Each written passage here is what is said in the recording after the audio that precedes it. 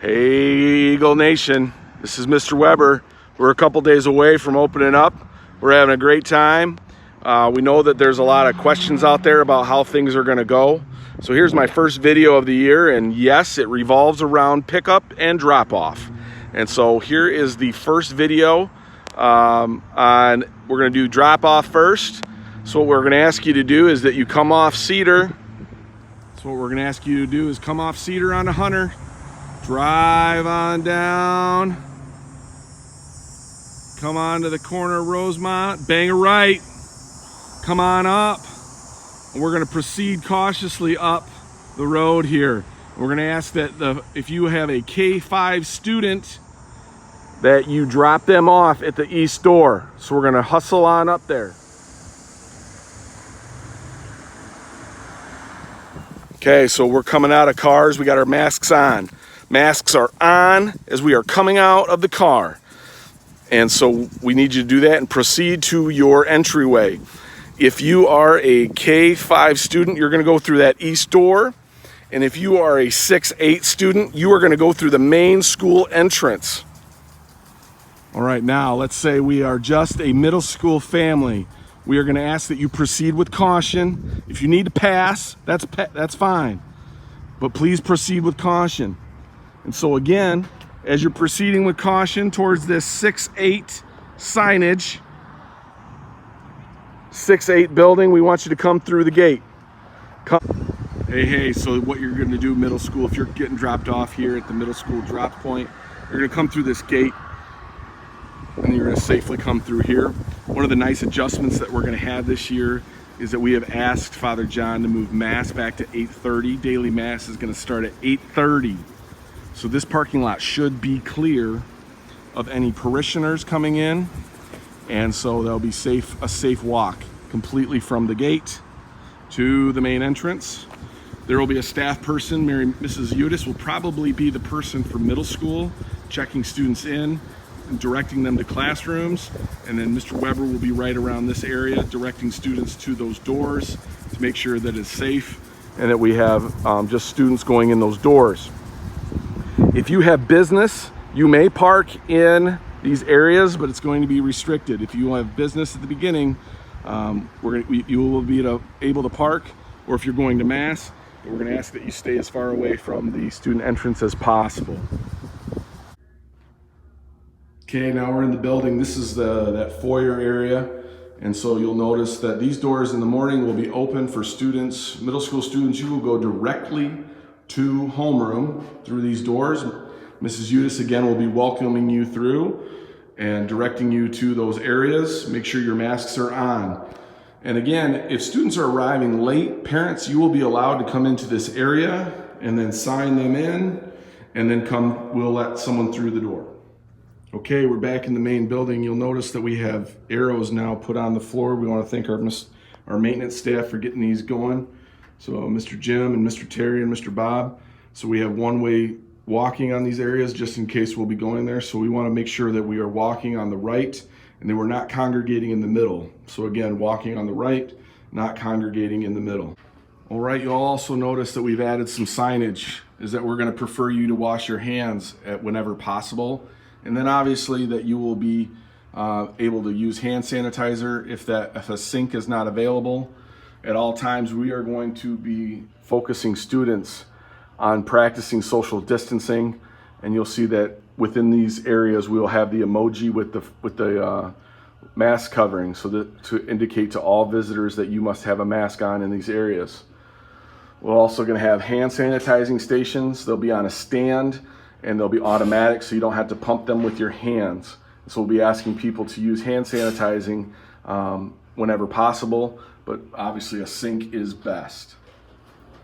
Students, you will also notice in the hallways that we have these footprint signs that you'll notice that wherever lines may form, that you'll be asked to keep a social distance in case that you're in line for the bathroom or any other areas that would form a line. All right, here we go, K-5 folks. As you come in the building, you're going to be coming up the walkway. Mr. Weber will be somewhere around in this little area, and we'll be coming in the doors. So it'll be open for you K through 1, you're coming down these stairs. Preschool kids, you're coming in. You're going to come down. And depending on where you're at, you're going to notice that we have the arrows on the floors to walk on the right. No matter what classroom you're going to, you want to stay on the right. And notice where the lines will form. We have the footprints, so where any lines may form, we need to maintain that distance. And you'll notice that we have our lockers are set up as we come up to be distanced out. So kindergarten, your teachers will be waiting in the doorway and directing you to do your locker. And coming on in, first grade, Ms. Kukar is ready for you. Kindergarten, Mrs. Trutzel's ready for you, and they'll be waiting for you at the door.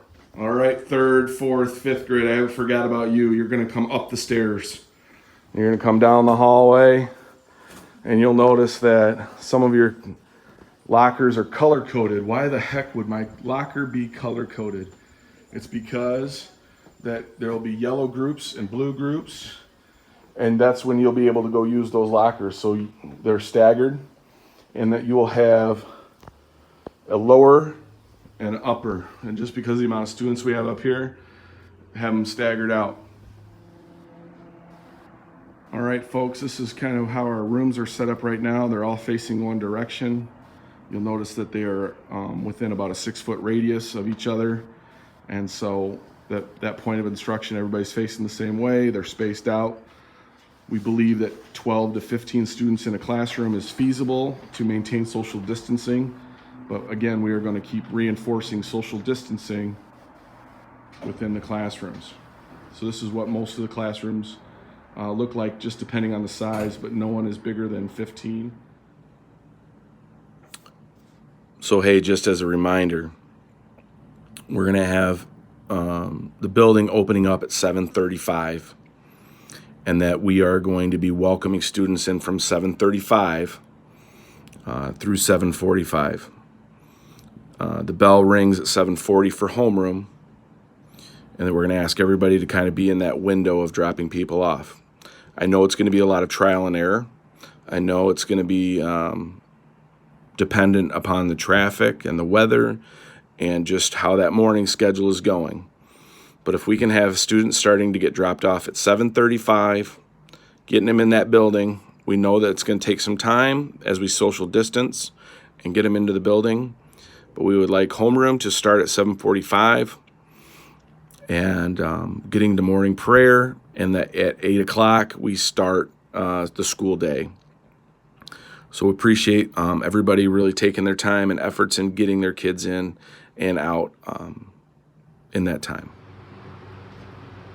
So, Eagle Nation, this is what you need to remember, is that we are going to have drop-off in the morning coming south on Rosemont.